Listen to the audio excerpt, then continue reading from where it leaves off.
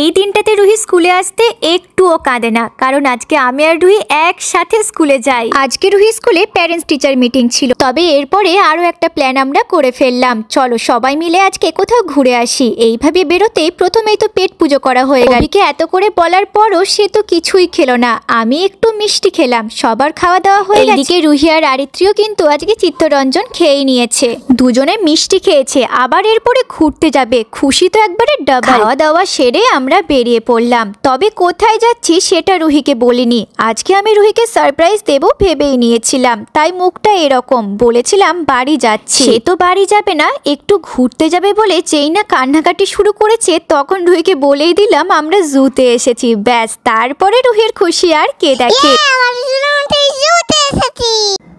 আমরা অনেক ঘুরবো। আমার কিন্তু থাকবে না, ওই দেখলে পাত্তা বেরিয়েছে। চলো চলো আমরা পাখি দেখবো। দুই বন্ধু মিলে এখন তো যাচ্ছে পাখি দেখতে, তোমরাও যাও ফুল ভ্লগটা দেখে আসো।